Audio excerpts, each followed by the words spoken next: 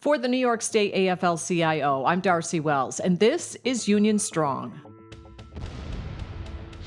I'm proud. I'm proud. I am proud. I'm proud to be Union Strong. To be Union Strong. Be Union Strong. To be Union Strong. I'm a teacher, and I'm Union Strong. I wouldn't have it any other way.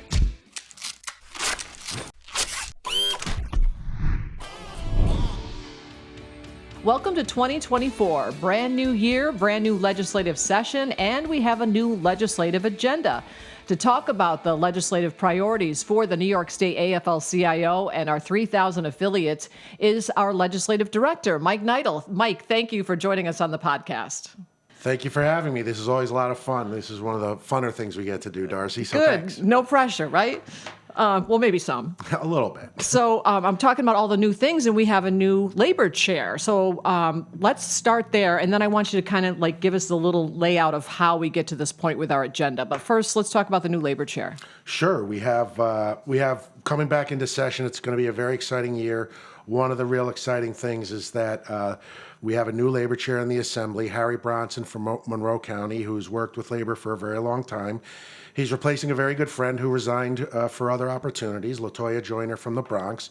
And obviously he's joining some other old friends, our Senate labor chair, Jessica Ramos, who's been a champion on many of our issues. So we have a lot of good advocates in both houses to move forward, and we're really excited in this new year with all these new opportunities and some new faces. Great. So let's talk a little bit to remind people about how we get here to our legislative agenda. I mean, we've got 3,000 affiliates representing 2.5 million members across the state. So putting that together and getting that input, just remind us what it took to get to this point. Yeah, this really came together over the last 6 months. We had a number of committee meetings in different policy areas, and we meet with our affiliates individually as well as a group. And then after those committees have met and we've got all the ideas, I think, that our affiliates have put together from those various sectors, we put those ideas to the board, and the board, which makes up the vast majority of our affiliates, approves that agenda, gives input. So we're finalizing all that now, and within the next 2 weeks, we'll have our 2024 agenda out to the legislature and for the general public and everyone else. Okay, and so what we'll do at the end of the show, for people who are interested, we'll let them know how they can get that information, because we can't cover it all. That's quite extensive. We have a long list. Yes, so let's talk about some of the priorities. So if I said to you, out of the top 10, top 5, what would come to mind for you to make sure we include? Staffing and recruitment and retention is still a problem and an issue throughout the workforce, private and public sector. And last year we were able to work on some of those issues. We successfully passed the minimum wage increase to help bring individuals into the private sector. This year we're going to focus on Tier 6 in the public sector and pension reforms. One of the biggest inhibitions for people to get into public sector, one of the biggest obstacles is the long-term benefits, and pension is one of those. A good, sound, fair pension program. When Tier 6 was enacted in 2012, it really took away one of those incentives to get into public service, and over the years, that has evolved into a huge problem in delivering quality public services. So next year, we have a number of ideas to make those reforms. One is to reduce the contributions. Right now, many public employees have to pay 6% of their salary, 5% or 4%. Our goal is to get that back down to 3%, what the other previous tiers had to pay. That alone would help recruit many, many people into public service. But we're also looking at improving how the final average salary is calculated. That will, in effect, raise the pension benefit for people, so they know that when they stay over the long term, they reap the rewards at the end of their career. So we have a few things we're working on. There are many other issues involved with Tier 6 to make it equal to Tier 3 and Tier 4, but the contributions and the final average salary are sort of rising to the top, what we're hearing from our affiliates. So we're going to push those as well as some other issues related to overtime and some other things in Tier 6. And when you talk about that contribution, really, when someone gets an increase, it's almost like it's immediately erased, right? Because they're forced to contribute more if it bumps them up. 100%. Sometimes salary increases are diminished or completely obliterated if you just have to pay more on the other end for your pension. And that's a really good point, because one of the things we have to work on is continuing a bill that we successfully got 2 years ago, but expires this year, and that stopped your contributions from going up if your overtime raised your salary enough that it forced you into a higher contribution rate. So we want to keep that from happening so that you don't get penalized for working overtime. Right. Oftentimes mandatory overtime. Right, good point. Give us another priority we're focused on. Looking at the responsible development and use of artificial intelligence in the workforce. This is a new issue for all of us, and we're still really doing some research and working with the national AFL-CIO and our affiliates on this. But you heard the governor talk about making it a priority to incentivize developers of artificial intelligence to set up in New York State, which is a good idea. But we want to make sure it's done in a responsible way so that we're not incentivizing the loss of jobs or the replacement of jobs with artificial intelligence products. On top of that, artificial intelligence is popping up everywhere in the evaluation of work and the evaluation of quality of work, as well as screening for candidates and applicants for jobs. So we want to make sure that it's used in a fair and responsible way, that it's used in a transparent way, and workers know when their information is being used in the artificial intelligence versus a traditional human resources setting. And then finally, we have to make sure that there's data security and privacy. You know, when artificial intelligence has access to social security numbers, health insurance issues or healthcare issues, and all kinds of other personal information about a person's work evaluations and performance, we want to make sure that is also protected and it's not being used irresponsibly. So there are a lot of issues, and we've seen this pop up in the entertainment industry. Right. We've seen it pop up in healthcare. We're seeing it in the professions. So it's affecting virtually all workers across the state. Right, it was central to the SAG-AFTRA strike, the writers' strike. That was a main concern that they had. Give us another priority we have. This year, unemployment and making sure our benefit is improved as the statutes require. Right now, our benefit should increase every year, but due to the problems we had with COVID and the economic problems, the trust fund deficit due to that high unemployment rate is pretty large. And as a result of the deficit, the benefit level has been frozen since 2019. So in a dollar amount, that means right now a $504 benefit is the maximum anyone can get if they unfortunately go out on unemployment.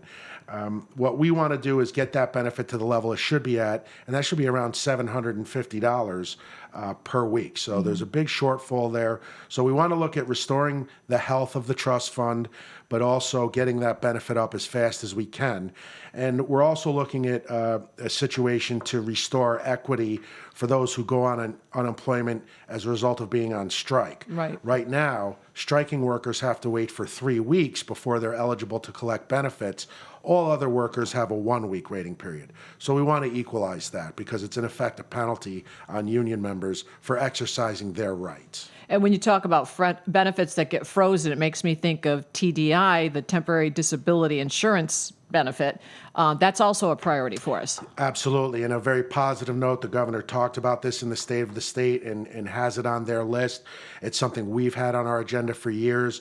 The benefit, if you're injured at work, temporary disability, if you're injured outside of work, workers' comp covers you if you're injured at work. If you're injured outside of work or develop an illness and you cannot work, temporary disability insurance is what you would rely on in the absence of a negotiated sick leave or disability plan. The problem with the temporary disability insurance in our state is that it's capped at $170 a week, which no one can live on. And it's been at that level since the early 70s for a very long time.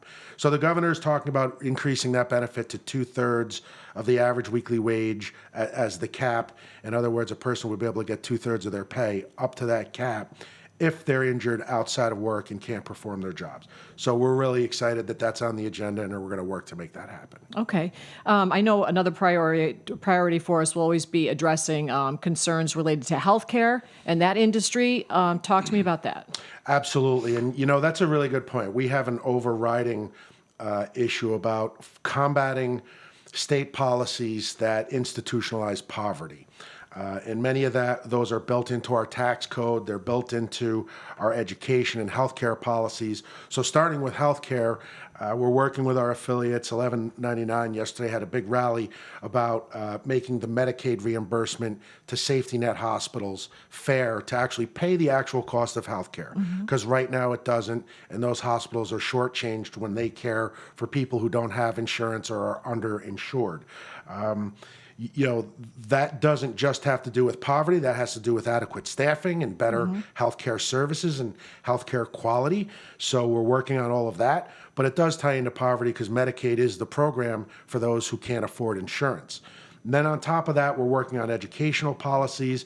We're going to try to reform our tax policies so that right now when IDAs and local development companies and many of our state tax incentive programs that are designed to lure jobs and employers to the state, we reward those employers, but we don't do a good job at tracking and making sure that they're creating real jobs to replenish those taxes and that tax base, jobs that people can afford homes and purchase homes and pay their taxes in the local communities and afford basic necessities.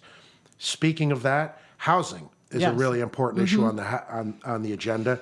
That is something we're working with the building and construction trades and other unions to make sure that, one, as we build housing, we have labor standards in the construction prevailing rate so that the very people building those houses can actually afford to live in them, and the rest of the community has access to this. It's been pointed out to us over and over that we shouldn't be talking about affordable housing. We should be talking about housing for everyone.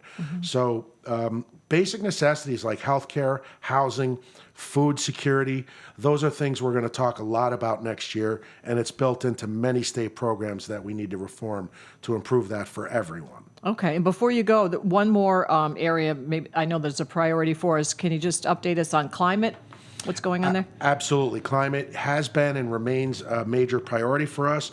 We've been successful over the last several years of building in critical labor standards to ensure that as we transition from fossil fuel to clean energy, that we are doing it responsibly and not destroying good jobs for bad. We want to create good jobs and protect as many jobs in the fossil fuel industry as we can and retrain them to operate in the new clean energy area.